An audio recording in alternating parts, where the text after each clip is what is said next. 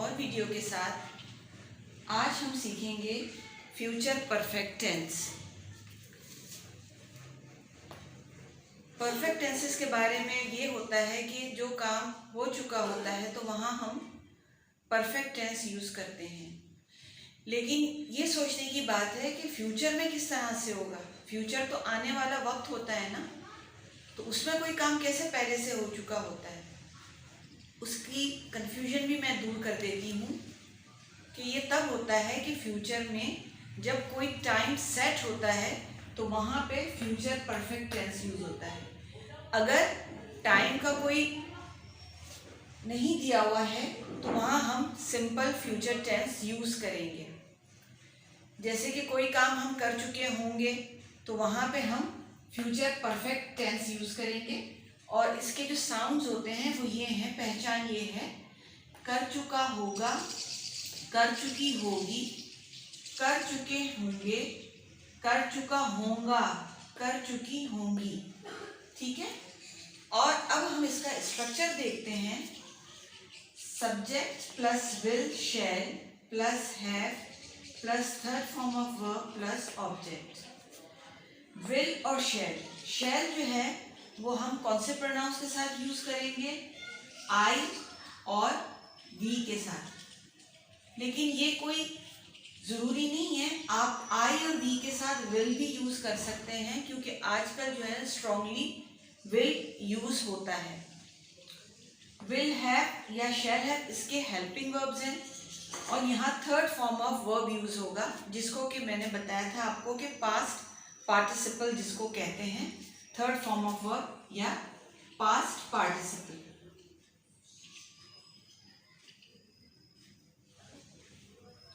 Past participle भी बता चुकी हूँ, दो तरह के हैं, रेगुलर और इरेगुलर। रेगुलर वो जिसमें ईडी लगता है, इरेगुलर वो जिसमें ईडी नहीं लगता, डिफरेंट साउंड होते हैं। ठीक है। अब हम देखते हैं इसका negative structure. Subject plus will shall not have plus third form of verb plus object. अगर कोई ऑब्जेक्ट है तो विल शैल क्या से स्टार्ट हो रहा है, हेल्पिंग वर्ब। अब इंट्रोगेटिव या सवालिया जुमले जो होते हैं वो क्या से स्टार्ट हो रहे हैं, तो जो हमेशा हेल्पिंग वर्ब से होते हैं। तो will shell plus subject have third form of verb. अगर कोई ऑब्जेक्ट है तो हम ऑब्जेक्ट लगाएंगे या और फिर एंड में क्वेश्चन मार्क। अब ये कहाँ यूज हो रहा है? To describe an action that will be completed in certain time in the future. ऐसे एक्शन के बारे में जिनका फ्यूचर में एक मुकर्ररा वक्त पे कंप्लीट हो चुके होंगे। इसमें जो ज़्यादातर वर्ड्स यूज होते हैं, बाय देन तब तक, बाय द टाइम उस वक्त तक, by the end of this month इस महीने के आखिर तक, वगैरह वगैरह एक्सेट्रा। एग्जाम्पल के जरिए से हम समझते हैं। She will have forgotten everything by then, यानी वो उस वक्त तक सब भूल चुकी होगी। अब आप देखें, she will have, ये will have इसका हेल्पिंग वर्ब के साथ आ गया। forgotten जो है ये forget की थर्ड फॉर्म है। everything यहाँ पे as a object, by then तब तक। I shall have completed this project by the end of this month, इस महीने के आखिर तक ये मैं प्रोजेक्ट कंप्लीट कर चुका होऊंगा या कर चुकी होंगी। They'll have had dinner by the evening। have तो ये यहाँ पे इसका हेल्पिंग वर्ब है। had जो है ये थर्ड फॉर्म ऑफ have की थर्ड फॉर्म है, ये had जो है। they will का कॉन्ट्रैक्शन है, तो यहाँ कॉन्ट्रैक्शंस क्या है?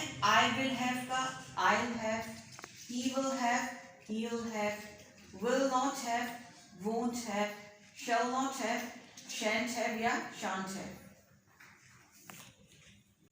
अच्छा, कॉन्ट्रैक्शंस के बारे में मैं आपको एक और टिप बताती चलूँ कि कॉन्ट्रैक्शंस अमूमन जो है ना वो स्पोकन इंग्लिश में यूज़ होते हैं और फॉर्मल इंग्लिश जो होती है उसमें हम फुल फॉर्म का यूज़ करते हैं, वहाँ पे कॉन्ट्रैक्शंस को अवॉइड करना चाहिए। अब हम देखते हैं कि इसका दूसरा यूज़ क्या है। To describe an action in future before another action in the future, यानी फ्यूचर में ही कोई एक्शन होने वाला होगा, उससे पहले वो काम हो चुका होगा। जैसे कि फ्यूचर परफेक्ट और इसमें प्रेजेंट सिंपल का यूज होता है। Future perfect subject will have third form of verb, present simple में subject plus first form of verb या बेस फॉर्म हम थर्ड पर्सन सिंगुलर के साथ एस या ईएस लगाते हैं। जैसे he talks, she washes, it cries, इस तरह I S, I E S, E S या फिर सिंपली एस लगता है। Subject plus won't have, won't have किसका है? विल नॉट हैव का कॉन्ट्रैक्शन है, plus third form of verb, ये नेगेटिव का सेंटेंस। सब्जेक्ट प्लस डोंट और डजंट, डोंट किसके साथ आता है? प्लूरल के साथ। ऐसे pronouns I don't have, you don't have. यहाँ पे आई और यू ये एक्सेप्शन है कि आई और यू सिंगुलर में भी हम डोंट लगाते हैं, बाकी they don't have, we don't have और कोई भी एक से ज़्यादा जो प्लूरल नेम होंगे। और doesn't, he doesn't, she doesn't, it doesn't और फर्स्ट फॉर्म ऑफ वर्ब। ये पहले ये सारा कुछ हो चुका है, दोबारा से आप रिवाइज कर लीजिएगा। अब इसको एग्जाम्पल्स के जरिए समझते हैं। You will have learned English before you find a job, आप इंग्लिश सीख चुके होंगे जॉब को मिलने से पहले। अब इसमें जो वर्ड्स यूज होते हैं वो before, when, by the time, इस तरह के वर्ड्स इसमें यूज होते हैं।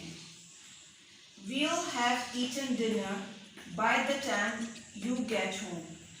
हम खाना खा चुके होंगे उस वक्त तक जब आप घर आएंगे।